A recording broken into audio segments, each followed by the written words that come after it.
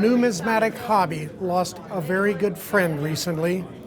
Diane Piret passed away. Diane was most recently involved with the Industry Council for Tangible Assets. Before that, she was involved in many other areas with numismatics. Many people wanted to share a tribute to her and thank her for being who she was. I realized that with Diane's death and that of my husband, I lost my two best friends in the world. So she was amazing, and I have so many wonderful stories. In fact, I've written something that I'm going to deliver later, and I had to cut a lot out of it because it was just too long. But a lot of it had to do with laughing and having a great time and facing challenges together. So that's the way I'll always remember her, with laughing, facing challenges, and just doing the best job in all parts of our lives that we could possibly do. I had the honor and privilege of meeting Diane several years ago when I was the general manager for the Whitman Coin and Collectibles Expo. At that time, the state of Maryland's General Assembly had legislation that was going to repeal the sales and use tax for that state.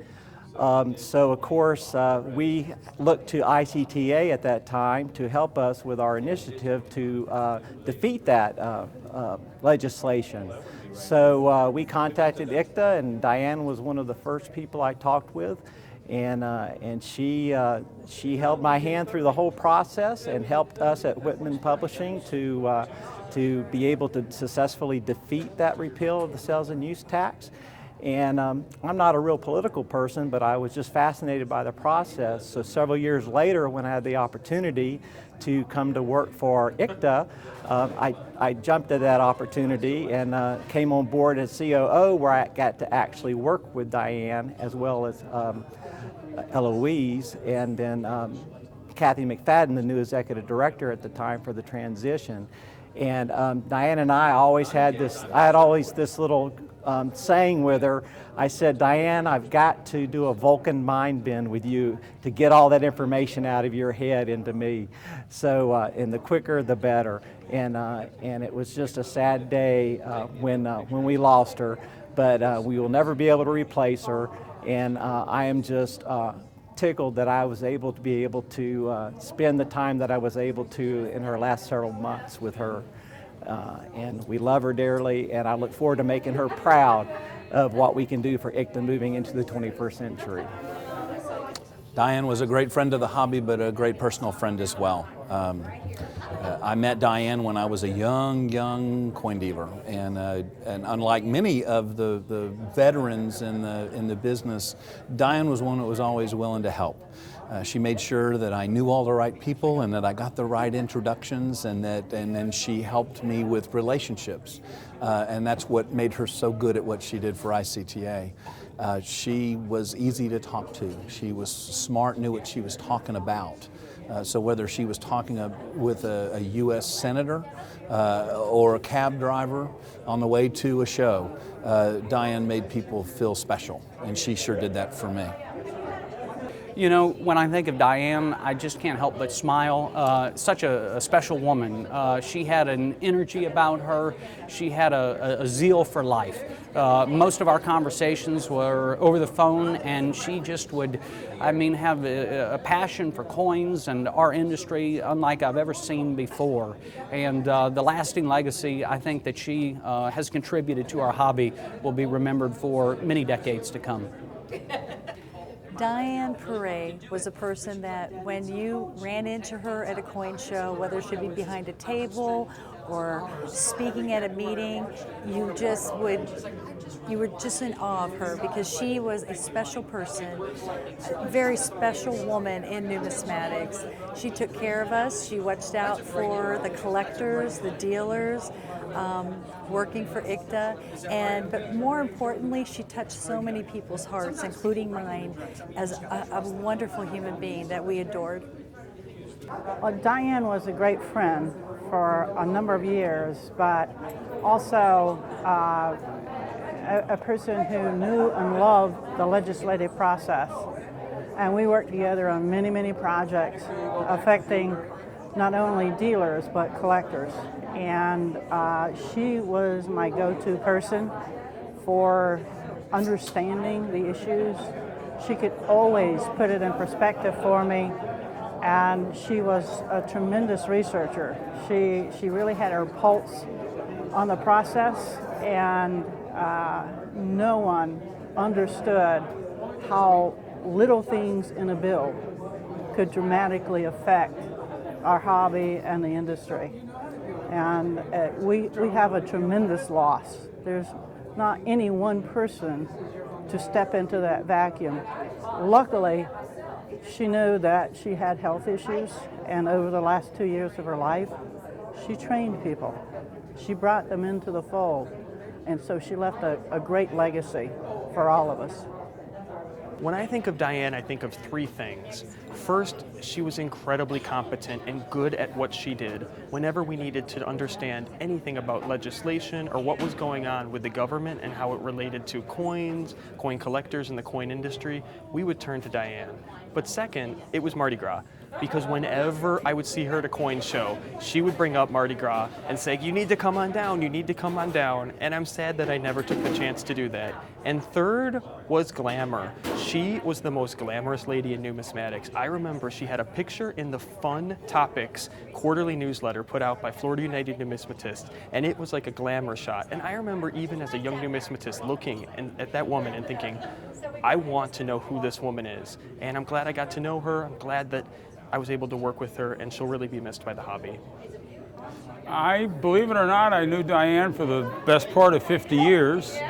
And from her being in New York to her wheeling and dealing, and finally ending up at ICTA, where she took the bull by the horns.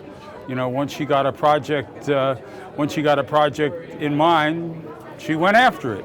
And we were very, very fortunate to have her doing the work that she was doing, sharing with many people, and we're going to miss her. There's no question about it. Diane was such a wonderful person.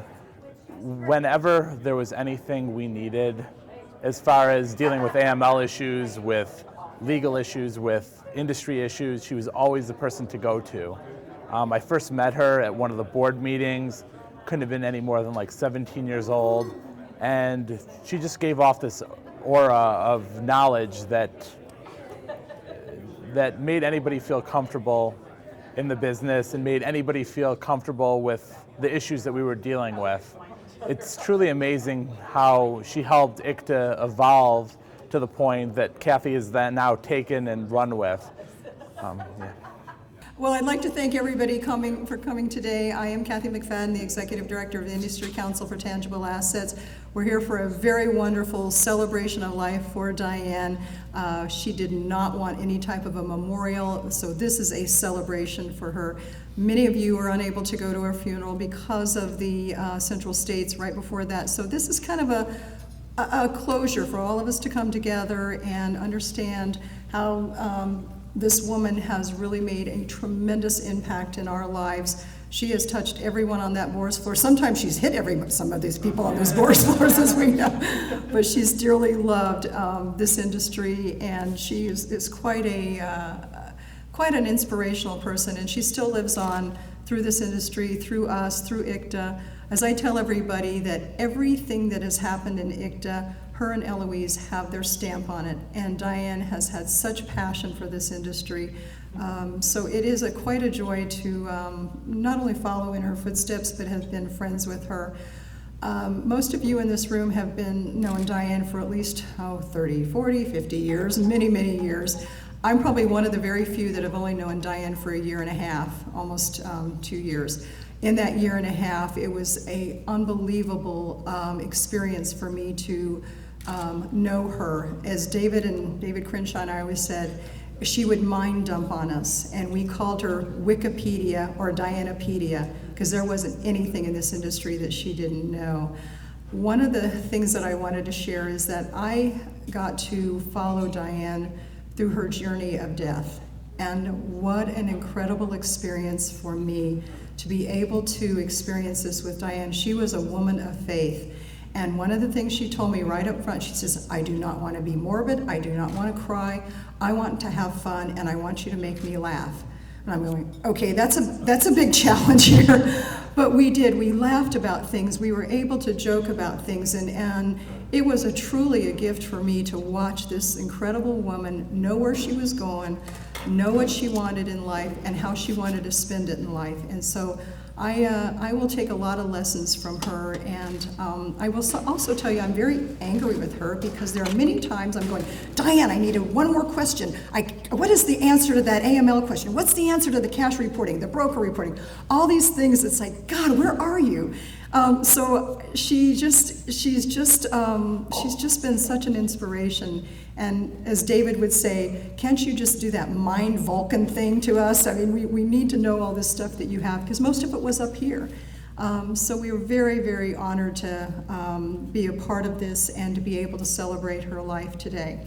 I just want to do a couple housekeeping notes. As you'll see, we brought a tiny, let me rephrase this, Keith, her brother, brought a tiny sampling of some of the awards that this incredible woman has won. Right next to it, there's a yellow sheet. If you want a free video of this presentation, and also David is asking several people to say a few comments for tonight about Diane, that will be included in this video, and that will be distributed out to everybody free of charge. And I'd like to thank Barry for that. He has underwritten this, Barry Stuppler has underwritten this whole project. We greatly appreciate that. I'd like to introduce a few people tonight. Diane's family, would you please stand? We have her brother Keith Gould, her sister Ellen Kennedy, Reverend Ellen Kennedy, and Lisa. I know you don't want to stand up, but this is a sister-in-law, Lisa. And we have a very special guest tonight too, is retired executive director Eloise Ullman. And you'll get to hear from Eloise later, who is truly a wonderful individual, and I've been very excited to get to know her over the year and a half. Also, I'd like to introduce our executive staff, our executive directors, whatever this is, executive committee, sorry, and staff. Harry Miller, chair. And I'm not sure, is Pat here, vice chair? Or excuse me, Pat, treasurer over here. I don't believe Don Ketterling is here. Bob Greenstein, I don't think was able to make it either, but I know David was here, David Greenstein, thank you. As we said, we'd like to thank Barry again for being able to provide us with the video. That's great. At Central States, there was several of us that gathered around, and this was right at the heels of Diane's passing. We were all raw. We wanted to do something very special for us, so we got together and we said, okay, what are we gonna do? We want a celebration of life. We had a lot of people at this luncheon, and we came up with this idea, put it all together. CoinWeek was helping us get all the videos and all the pictures and stuff, and have been working with us for the last several months to be able to show you a few of what Diane's outside of this industry, what her life was about. And as you'll see, she has a lot of Mardi Gras. Those of you in Louisiana know that she loved Mardi Gras. She lived for Mardi Gras, and she lived for, her church always had a rummage sale, and she was in charge of it. So when I first started, she said, you won't see me for 1 week in September. You can't even call me. I'll be at the rummage sale. So she was passionate about many, many things. I'd like to also recognize Harry Miller, our chairman, and he can come up and give a few words. Thank you, Kathy. I first met Diane probably in late 60s, early 70s. I don't really remember. Might even been closer to 80. She was working at MTB, and I was a budding, naive coin dealer from Long Island. And I went into MTB, well, numerous occasions, but I was always kind of shy at that time. And Jerry Bauman and I believe it was Paul Nugget were kind of picking on me. And I happened to have come across that I bought over the counter a pretty rare early gold piece, and they were really banging away at me. And this lady, or this gal, perks up in the back and showed some sympathy towards me and maybe kind of ripped them a new one. And that was the first time, and I didn't know who she was, and I never actually realized who she was until I started to become involved in ICTA. And then all of a sudden one day the light flashed and I said, oh my God, you know. And then we reminisced about that and we talked about those idiots back then. And you know Diane, she kind of was right down to the nitty-gritty with that. But that memory made me particularly fond of Diane. You know, sometimes those little things that come out of your past that you don't even realize existed for many years is kind of cool. And Diane was a lovely lady. As Kathy has mentioned, she was an encyclopedia of rules, regulations, and history of things in the industry, and especially, you know, the history of ICTA. So I'm very proud to have known and worked with Diane. Thank you.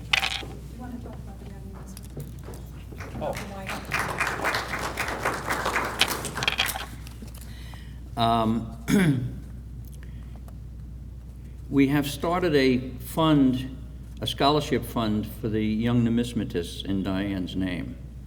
And so far there's been $1,500 into that fund. So if anybody is interested in that sort of a memorial, the fund is established. That's it, basically. And it will be great to actually physically meet her family. Oh, come on.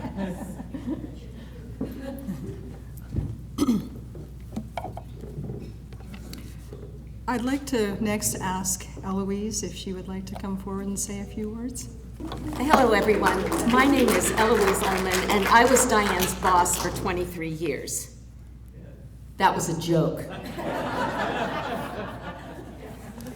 Because, as all who love her know, no one was Diane's boss. Diane and I were colleagues, sisters, and friends who saw each other through personal and professional triumph and tragedy, including the loss of one husband, mine, 2 parents, 3 dogs, and at least 8 cats, mostly hers, in our 23 years together. We sold and bought a house each and celebrated when we refinanced and paid off our mortgages. I don't remember life before Diane. I don't remember when our relationship changed from boss-employee to one of the most complementary relationships I have ever been privileged to be a part of. We balanced one another. Where her skills were weaker, mine were strong, and vice versa. Our individual knowledge bases filled one another's gaps and made us a force to be reckoned with. Diane and my husband, Tim, were both diagnosed with cancer in December of 2010. Shortly thereafter, she sent me this card that I keep on my desk. On the front is a cartoon of a woman surrounded by water, and she's just barely got her head above it. On the front, the card reads, "No matter how crazy my life gets, I know you will be there, and when it's your turn to lose it, you can count on me." Open the card and read, "We're so screwed if it happens at the same time."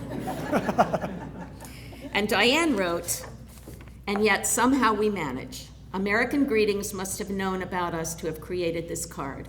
We shall overcome even all this." And somehow we did, sort of. Those of you here today had a special relationship and love for Diane, otherwise you wouldn't be here. You know how passionate she was about her rare coin precious metals industry. You know how she humped it, her term, around countless bourse floors, listening to dealers, working out solutions to problems, and making contacts. You know how she complained how her feet hurt from spending 8 hours a day on the cement show floors. By the way, she wouldn't wear sneakers or flat shoes on the floor because she wanted to be eye to eye with these guys. Hence the painful heels. One of my favorite terms she came up with for herself was industry yenta. She loved putting people together who could complement and assist one another. Sometimes she'd call to discuss an issue or report on one of her successful matchmaking forays. Yenta desk, she'd trill, and I knew I was in for a good story. Conversely, if there was something that she really didn't want to deal with or somebody she did not want to contact, I would get a call that started, "I need to speak to the executive director." And I'd think, crap. Countless times in our years working with ICTA, I served as a sounding board for Diane and her incredibly creative brain. We noodled out solutions, and I loved hearing her circle around a problem, talk it through until we came up with something we thought might work. Another phrase of hers I loved and use a lot when in the development stage of a solution is, well, this may be a really bad idea, but there's likely the seed of a good idea in it. And it's true. By talking any issue through, we were nearly always able to clarify a path forward. Another of Diane's aphorisms I use constantly, I'd say something like, "Oh, Diane, stop whining and trying to reinvent the wheel. Write about that thing about cash reporting you were talking about with Ray." To which she'd reply something like, "Good idea. I can do that with half my brain tied behind my back." The first time that popped out of her many years ago, it stopped us both in our tracks for one of the best laughs we ever had. The more you think about it, the funnier it gets. Speaking of laughs, Diane and I together had some of the best laughs of our lives. We both remembered being at the A&A in Philly in an old restored hotel. Something happened or one of us said something and we were rolling on our beds for at least half an hour in painful laughter. The problem is that neither one of us could remember afterwards just what had been so freaking funny. But we both remembered the laugh itself and how sore our stomachs were. Like you all, I miss her so much. Even after I retired at the end of 2013, we talked at least once a week and more before she really finally started to go downhill. We watched several TV shows together and had to decompress each week. But somehow I knew we were having our last conversation, which was a little over 1 week before she died. Do you all remember that she died on April 15th, Income Tax Day? Those who know and love her think this is hilarious because Diane did everything she could to avoid giving the government my money. I like to wind her up by saying something like, "Well, you know, Dee, that even if you can shelter that portion of your salary now, eventually you're going to have to pay tax on it. One way or another, the government's going to get what it's due." She'd sputter and curse and launch into why big government was evil, et cetera, et cetera. Basically, I agreed with her, but like sisters, we knew on a surgical level which buttons to push on each other. Diane considered the rare coin precious metals industry to be her extended family. She knew many of you for decades. She knew your children when they were born, and she saw them grow up and join some of you in your business and have children of their own. She shared your losses, your successes, and she weathered the ups and downs of this crazy business right along with you. She truly got it about every aspect of this profession. And she was not above reminding me, frequently, that I was not from the industry as she was. I had not been a coin dealer, et cetera, et cetera, et cetera, and therefore could not be expected to understand this or that nuance we were discussing. To which I would roll my eyes, figuratively and literally, and remind her that it was that very fact that allowed me to be objective and intelligent about the issues we face and to be able to offer a more well-rounded opinion about whatever it was we were discussing. That would really get her going, believe me. I'm so grateful to Kathy, as I know Diane was, for the extraordinary care she provided to Diane since taking over as ICTA's executive director in late 2013. Kathy only knew Diane after Diane was sick, which is so incredibly sad to me. But even just barely being acquainted, Kathy followed Diane's wishes in every aspect of her employment and interaction with ICTA's board and members. Because Diane wished it so, most of you had no idea how very sick she was. So her death came as a shock, I know. Her condition had been very bad almost since the time she was diagnosed in late 2010. But Kathy made Diane's professional life as simple and easy as possible and allowed her to work far longer than she was really able. You all do realize, don't you, that she never retired? You all celebrated her 25th anniversary with ICTA, but she never retired. Kathy quickly figured out that work kept Diane going. When Diane told me she just didn't care about cash reporting anymore, I knew she was truly tiring of her awful battle. Again, those who know her know exactly what I'm talking about. Thank you from the bottom of my heart, Kathy, for seeing my dear friend through this horrible process and for celebrating with her her dignity, intelligence, and passion for ICTA to her very final days. Finally, through the years of my friendship with Diane, I feel so very fortunate to have made friends with Diane's brother and sister-in-law, Keith and Lisa, a relationship forged through Mardi Gras and St. Patrick's Day parades, a few of which I actually remember, because you can't pound down margaritas and Popeye's chicken at 6 a.m. with folks and not become fast friends. Diane loved introducing family and friends to everything that makes New Orleans so special, especially Mardi Gras. Diane's sister Ellen and Lisa, both nurses, helped Diane so much over these past 4 years. She loved her family and was so grateful for their support. Ellen, Lisa, and a host of friends and neighbors allowed Diane to spend her last days in her beloved house with her cherished cats, the last in a long line of treasured felines. For someone as independent and set in her ways as our girl, she developed a deep, deep appreciation for her sister's very special care of her.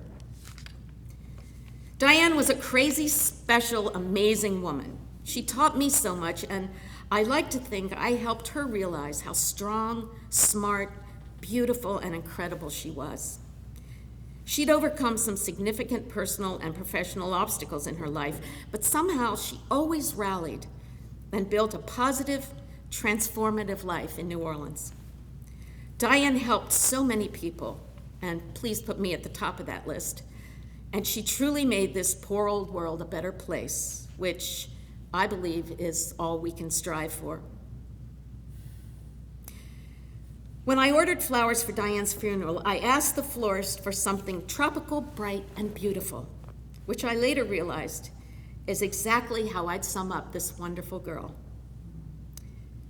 Thank you so much for this opportunity to speak.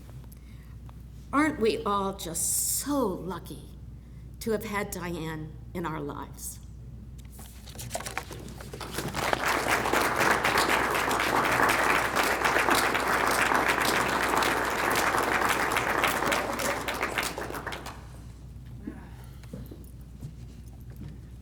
I don't know how you follow that. She's so right about the half a brain tied behind her back. I'd call Diane and she'd be really hurting, and I said, Diane, we'll talk later. No, I'll answer it. I can do it with half a brain tied around my back, and she did. And then it would be an hour later, she'd still be talking, and I'd say, Diane, you must really be hurting. And she goes, yeah, time to go. So anyway, the girl was strong. I'd like to ask Barry to come up and say a few words. My name is Barry Stubler, and Diane was my best friend, at least for the last 20 years. I met Diane initially when she was working for MTB, but we didn't do much. A little transaction here, a little transaction there, a joke here, a joke there. But when she went to work for ICTA is when our relationship really blossomed. She would call me about dealers who were late to making their payments. I would try to say, well, he's a good friend of X. He said, oh, good idea. I'll go to X, and maybe he'll go to him and get him to raise the money. There was a lot of budgetary issues with ICTA in the early years, as Eloise can confirm. Sometimes they didn't quite make payroll, and then we'd have to figure out some way where we could make payroll. And I'd get that call from Diane, and I'd say, well, I'd give her an idea, and all she needed was a seed. She said, I like that. I can take it from there. So it was fun talking to her back then, and we did a lot of projects together. As ICTA matured and we got into other issues in the legislative area, We would talk it out as terms of state legislation, state holding periods, state issues in regard to pawnbrokers. We would discuss what dealers in that state. I have a good relationship. I've been in this business since 1961, so I know a lot of dealers out there. And she would say, yeah, good idea, I'll contact him, maybe he can spearhead an effort in that state. So we talked regularly, I'd say at least 2 or 3 times a month in the early years. Then all of a sudden I took on a big responsibility back in 2011 of the Political Action Committee. One thing that our industry needed for a number of years was a political action committee that could raise money and help the lobbyists. Well, I opened my mouth at an ICTA meeting once, and I realized I committed to a hell of an undertaking, but with Diane's help, we talked it through. We figured out how we could raise the money, what we would do, what our targets would be, how we could work with a lobbyist, how we could get things done, and she was my friend. At that sort of time, we started talking once or twice a week, because I needed some guidance in terms of, or at least her input. Sometimes, like Eloise said, she'd come up with an idea, or I'd come up with an idea that didn't quite gel, but she'd kind of massage it a little bit, work around it, and make it work, which is why I valued her, not just her information, her knowledge, but her strategy. That's one thing that Diane knew. She knew how to make it work, and that's the key to anything. Whether you know something is one thing. Whether you think you can get it done, that's another thing. But actually getting it done and making it successful is the key. I remember one time I was going up to Sacramento, and the pawnbrokers had passed a bill, and the bill was going to change the holding period for coins, reclassify coins as secondhand goods, which would make them subject to holding laws in the state of California. It was an ugly bill. I went up and I testified in front of one of the committees in Sacramento, and 11 of the 12 people at the committee already had gotten substantial donations from the pawnbrokers, and they listened to me very nicely, and then they ruled in favor of the pawnbrokers. I was beaten up. I would talk to my lobbyist. He said, "You're trying to stop a tidal wave." So I called up Diane before I headed to the airport, and she cheered me up, and she said, "Well, what are you doing in Sacramento?" I said, "Well, I'm heading home." She said, "Don't you know the governor?" I said, "Yeah, but he's in the middle of a budget." He said, "Hey, call him. Give him a call. Maybe he'll see you." Sure enough, I did call Jerry Brown's office. I got to see him about an hour and a half later. I told Jerry what our problem was, and lo and behold, the pawnbrokers got back to me about 3 or 4 weeks later saying that, if we take coin dealers out, would you still support the bill?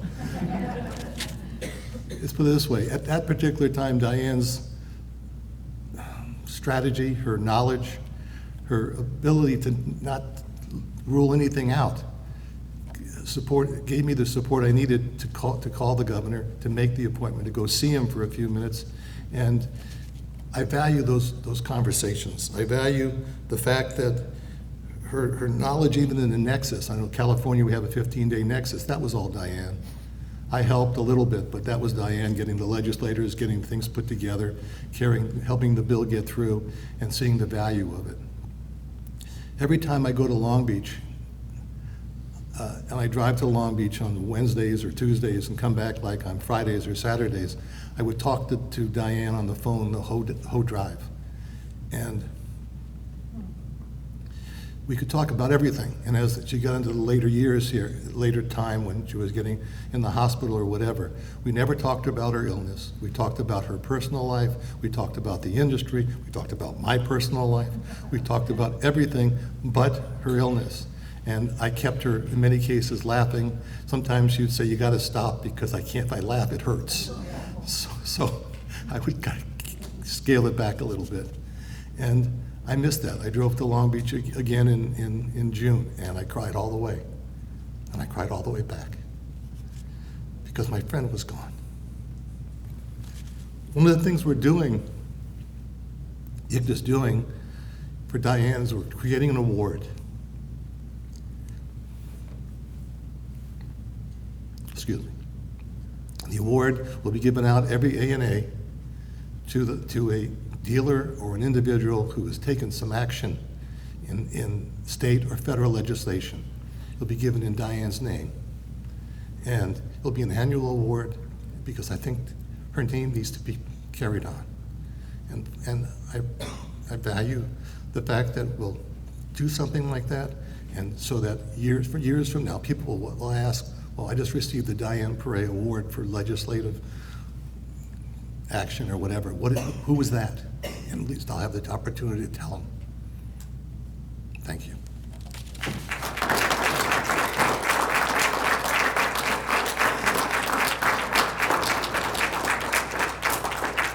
In one of the hardest times of my life, watching an incredible woman pass and not be able to share the sadness that I felt with her. I would get off the phone and I'd either be calling David, I'd be calling Harry, I'd be calling Pat, I'd be calling the executive committee, I'd be calling Barry, and I'd be like, man, this is tough. This is really tough. They stood there with me and they were sad, but we knew that we couldn't get emotional for Diane because she didn't want it. And the executive committee, I can't thank them enough for standing behind the association, behind Diane, and saying, do whatever it takes. We are keeping her on the payroll until she just can't do it anymore, and she says uncle. Well, Diane did say uncle in August, and we put her on disability, as she said, probably a year later than what she should have been, but they stood behind her, and I am forever grateful for the support that they gave me, and they gave Diane, and they gave David and I through all this. So with that, we'll close, and we love her family. We love Eloise. Thank you for being such a huge part of this. Thank you. And if you didn't get to talk about Diane, David is still here. I'm sure he'll film it for you. But God bless everybody, and thank you for taking your time out of your busy schedule to be a part of this. And thank you, ANA, for letting us have this room free. Thank you.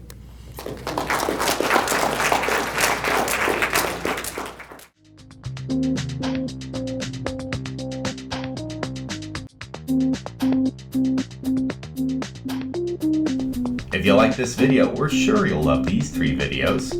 And please subscribe to our YouTube channel. CoinWeek is the #1 source online for all things numismatic. Visit www.coinweek.com to take your hobby to the next level.